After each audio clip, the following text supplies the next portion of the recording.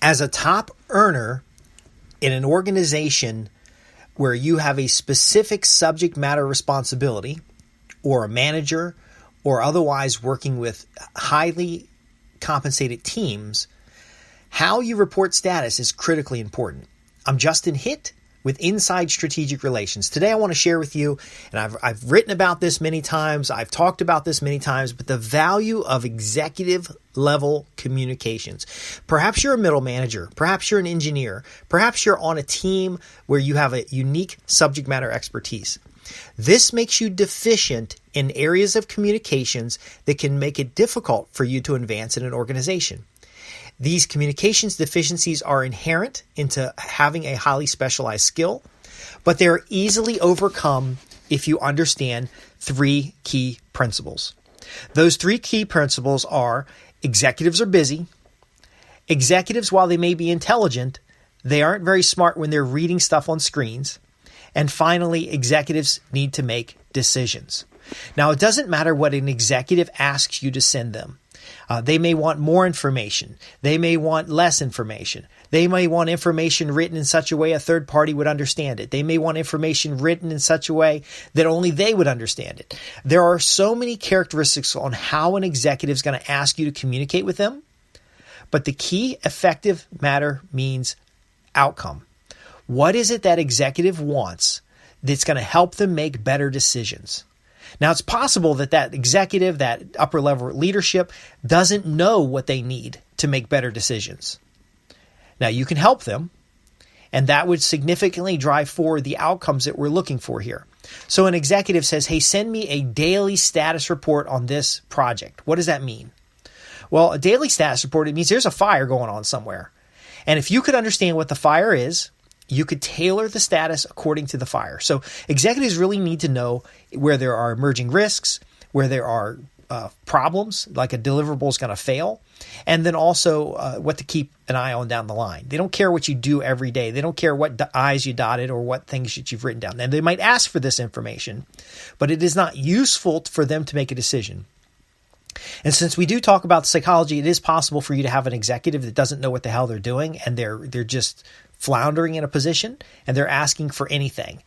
You've got to find the balance between what's useful for them to have without filtering the information, because if they haven't outlined what's useful, and I'll tell you how to get that outline, if they haven't outlined what's useful and you filter information, you could omit something that is necessary for them to make a decision. See, they might know about a regulatory finding. They might know about an internal, maybe a reorganization. They may know about something that you have no access to whatsoever. And again, if you tailor the information based on your beliefs or what you believe is useful, you'll miss something. It's not a defect. It's the fact that you have an area of expertise and a visibility that they don't have. Imagine people in a room. There's people in the front of the room, there's people in the middle of the room, and there's people in the back of the room. Now, the people in the front of the room are short. The people in the middle are tall, and the people in the back are sitting in chairs. The people in the back can't see the people in the front, but they can ask you to provide some information about what's going on.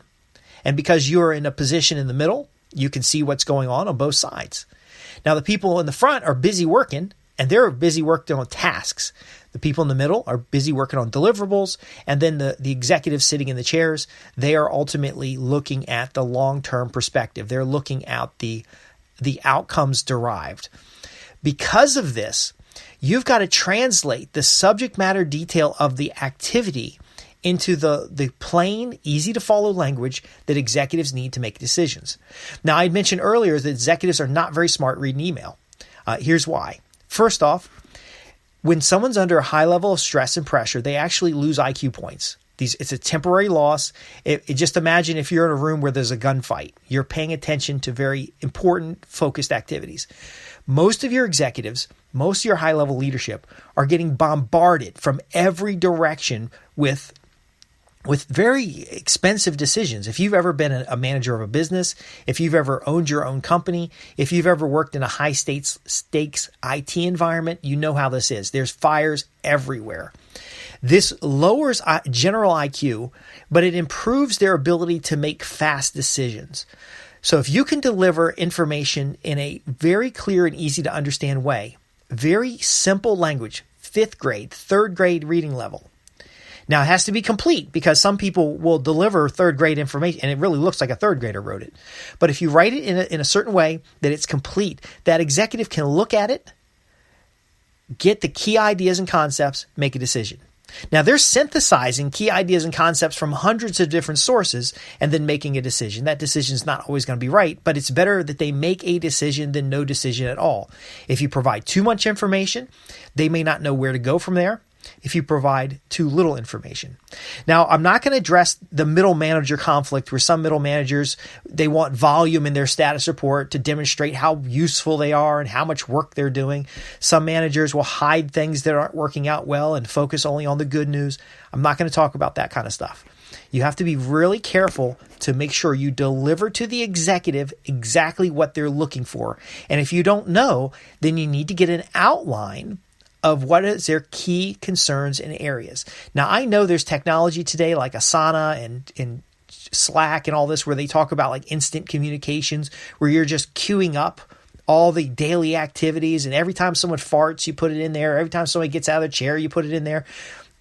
That's not what executives need. It's too much information. In fact, very old-fashioned ways of conveying through memos or conveying through a monthly or a weekly update can generally solve this larger problem. But again, if you can sit down with the executive and ask them questions, hey, what types of problems are we trying to solve here? They might say, well, I don't know what problems there are. I need you to tell me what problems there are. Great. That means they want to have problems. But can you just give an executive a list of problems? No.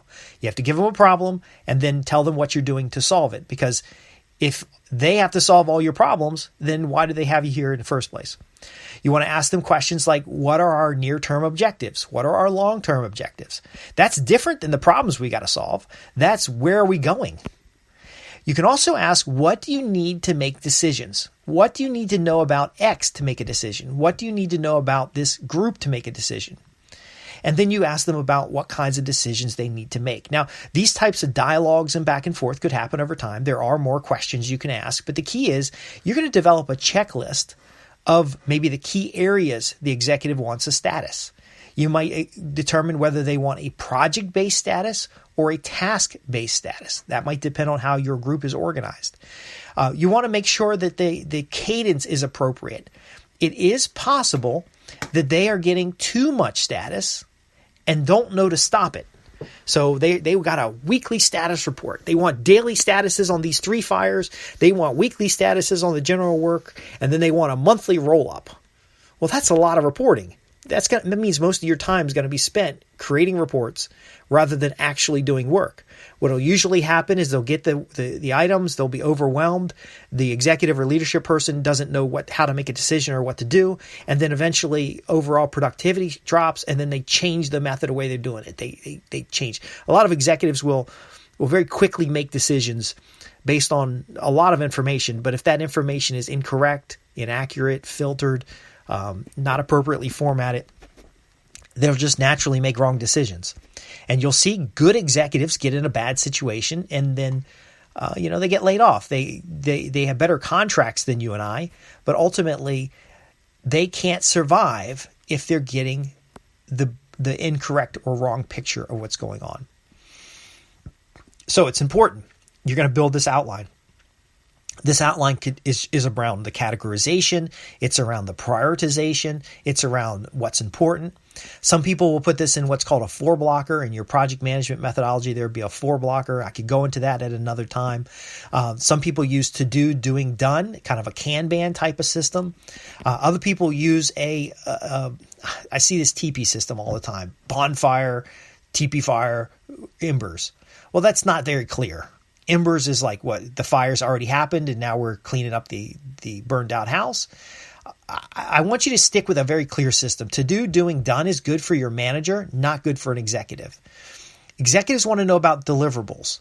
They might use a red, yellow, green system. So they might have just simply a list of deliverables, red, yellow, green on their current status. And then if it's not green, what's the plan to get it to green? So many executives manage by exception. Now, again, there are some managers, there's some executives, there's some leadership folks that just manage by complete chaos. They don't know what they're doing.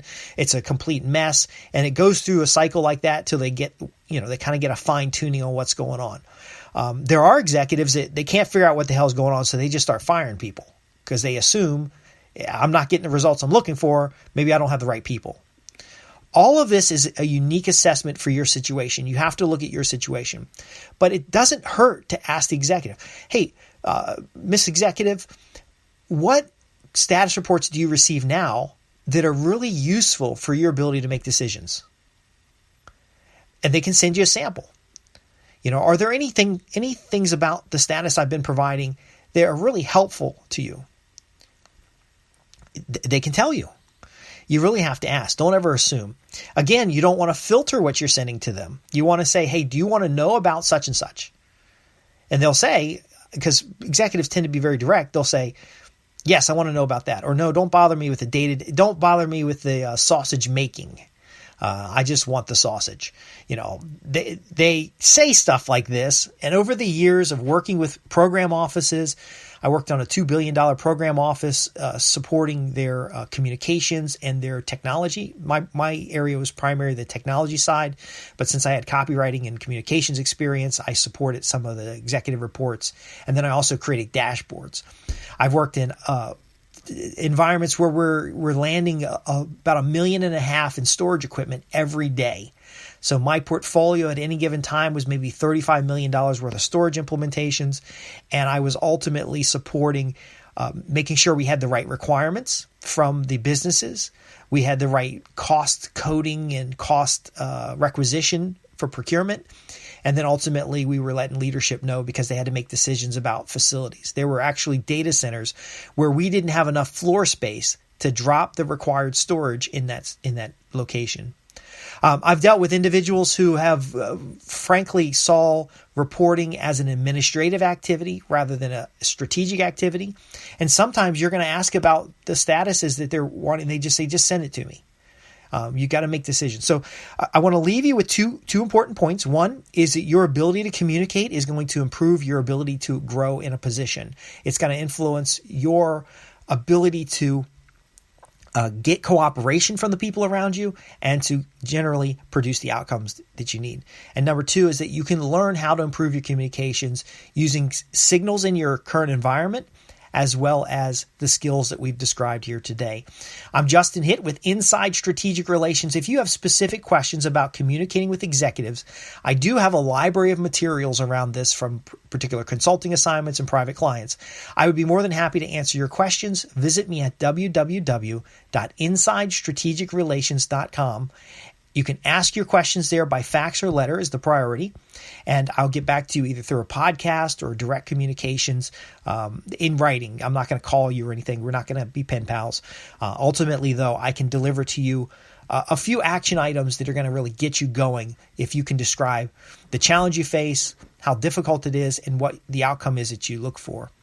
It's an example of how we do status reports and communications with executives, and you can get it by visiting www.insidestrategicrelations.com. Thanks for listening. I'm here to help high-income professionals and entrepreneurs create better outcomes through business relationships. Thanks for listening.